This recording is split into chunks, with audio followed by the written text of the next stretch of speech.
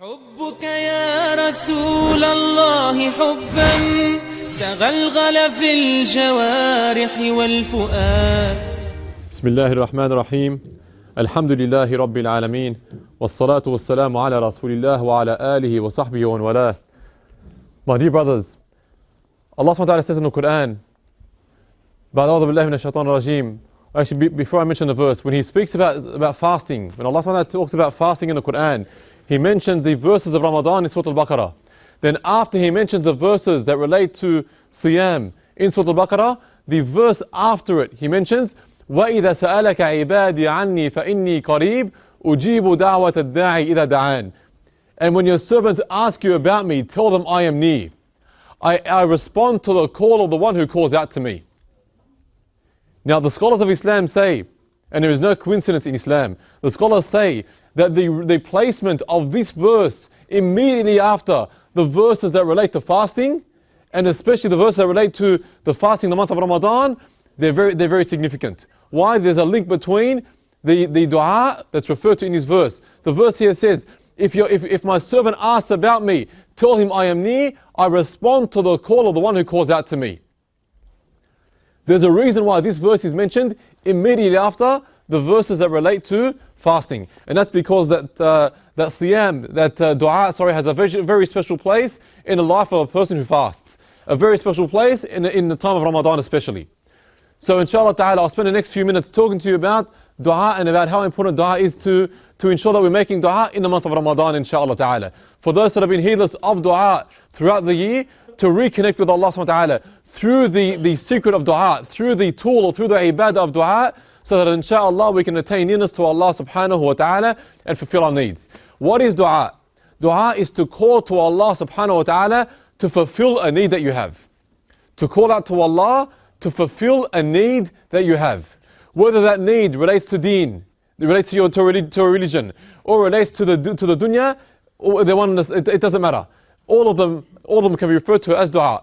So if you call out to Allah saying, oh Allah, forgive my sins. Oh Allah, guide me. Oh Allah, increase me knowledge. Oh Allah, give me strength over shaitan. Oh Allah, grant me knowledge. Oh Allah, whatever it is. Or you say to Allah, or you say, oh Allah, grant me wealth to pay off my debts. Oh Allah, give my parents a long life. Oh Allah, grant me health. Oh Allah, whatever it is that you call out to Allah for, this is called a dua.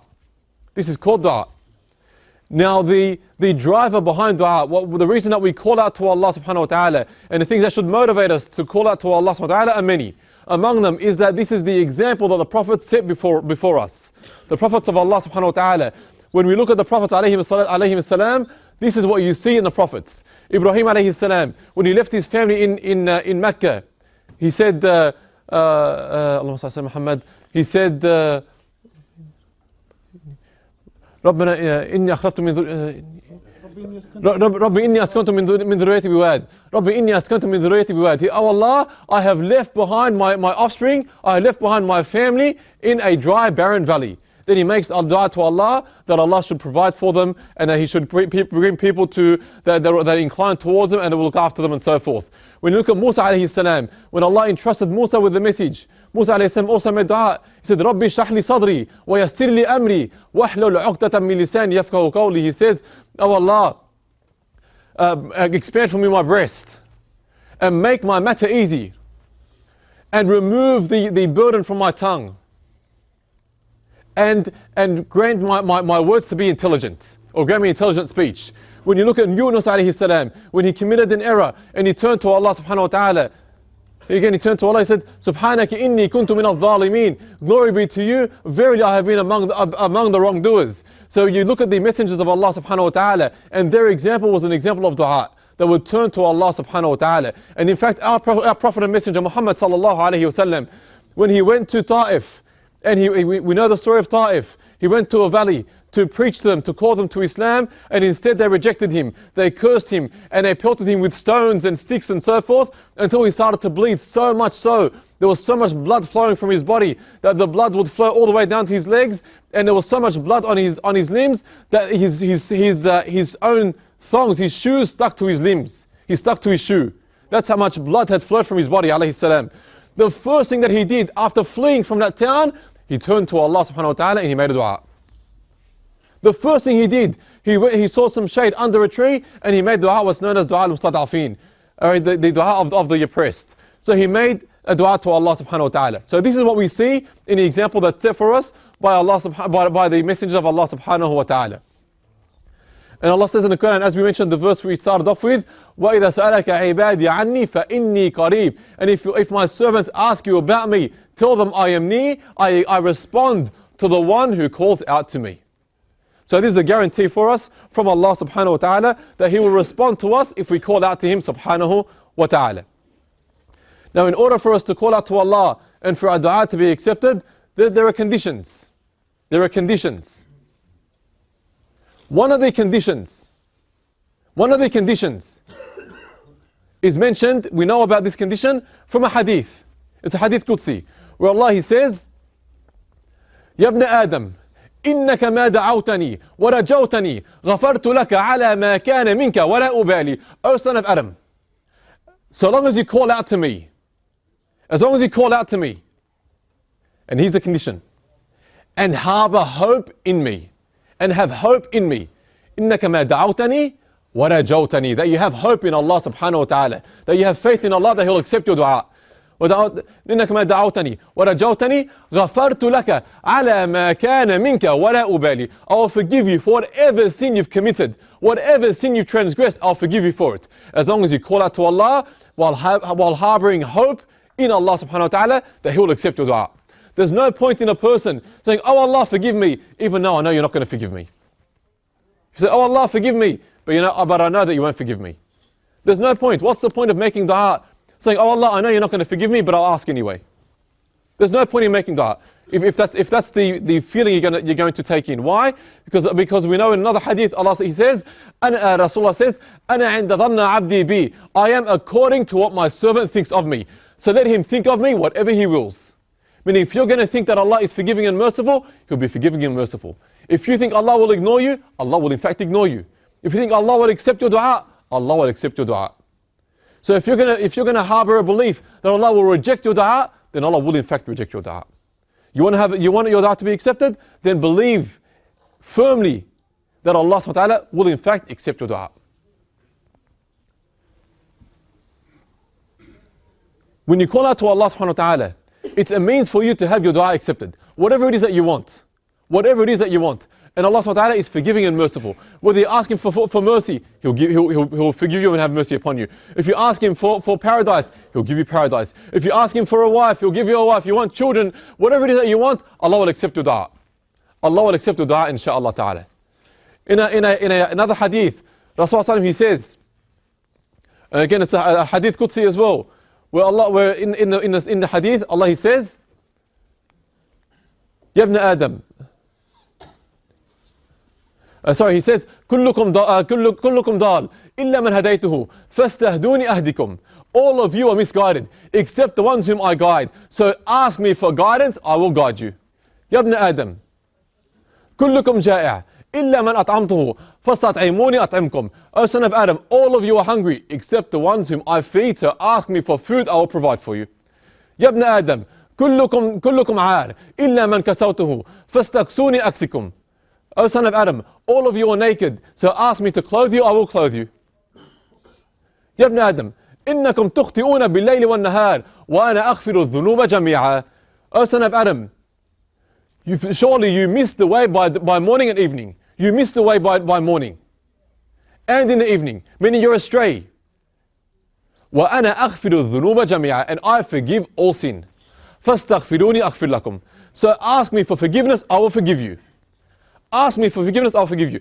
Allah is saying in this hadith, He's saying that in the morning and evening, you spend your day, your entire day revolves around disobedience. Your entire day, morning and evening, revolves around disobedience to Allah subhanahu wa ta'ala.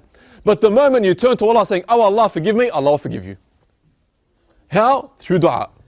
Through the tool of dua. Through the tool of dua. Then he goes on, he mentions a few other things. Then he mentions, يا ابن آدم لو أن أولكم وآخركم وإنسكم وجنكم قاموا في صعيد واحد فسألوني فأعطيت كل واحد مسألته ما نقص ذلك مما عندي إلا كما ينقص المخيط إذا أدخل البحر. O son of Adam, if the first of you and the last of you, meaning if every human being ever created, if every one of you ever created, every one of you ever created, from human being and from the jinn. Every human being ever created and every jinn ever created, if all of you were gathered in one plane, in one flat area, one flat surface, and each and every one of you asked until his heart was content. He kept asking and asking and asking and asking, and we gave him everything he ever wanted. If we gave him everything he ever wanted, we gave that to every single one of them. That would not decrease in my dominion. It would not decrease in anything I have, except like the needle decreases the amount of water in the ocean if it's dipped into it. Think if you dip a needle into the ocean, how much water has the ocean lost? If you dip a needle into the ocean, how much water has been taken out of the ocean? Nothing. Nothing. This is like if Allah gathered all of us, every single one of us ever created, and all of us asked as much as we ever wanted, and Allah gave all of us, not just us, men, women, young and old, but also the jinn likewise. That would not decrease in anything Allah has. The meaning of this hadith is, ask Allah subhanahu wa ta'ala. How many of us have been in need before? How many of us have been worried about something, have been stressed about whether it's work, or stressed about family, or stressed about income, or stressed about all sorts of things? Did we turn to Allah, raise our hands and say, oh Allah, grant me safety from this calamity? Oh Allah, ease this situation for me?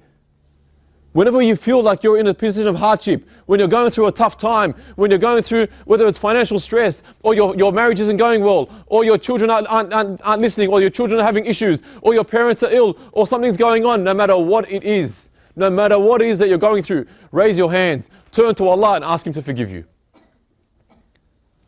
I'll finish off on a positive note, inshallah ta'ala, on a light note. We all know who Ahmad bin Hanbal is, one of the great scholars of Islam, he's one of the 4 Imams. Imam Ahmad bin Hanbal. He was once passing through a town. This is towards the end of his life. He was quite old in age, so he was passing through a town towards the end of his life.